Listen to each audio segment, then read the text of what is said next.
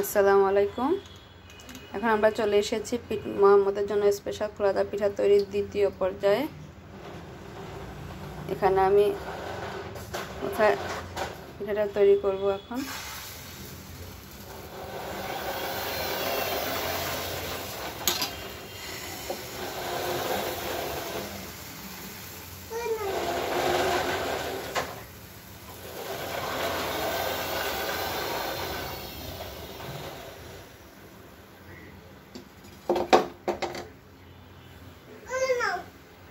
আব্বু বলে নিলাম কিভাবে পিঠা বানাবো বলো।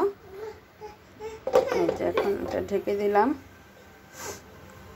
এই পিঠাটা দুধের বদলে পানি দিয়ে তৈরি করা যায়, আবার সাথে পেঁয়াজ, কাঁচামরিচ, টমেটো এগুলিও দেওয়া যায়, তাহলে ঝাল পিঠা হয়। পেঁয়াজ টমেটো দিলে এটা ঝাল পিঠা হয়ে যাবে।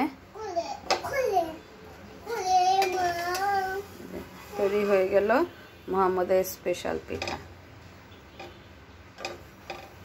তাহলে এ পর্যন্তই, সবাই ভালো থাকবেন। আল্লাহ হাফেজ। আসসালামু আলাইকুম।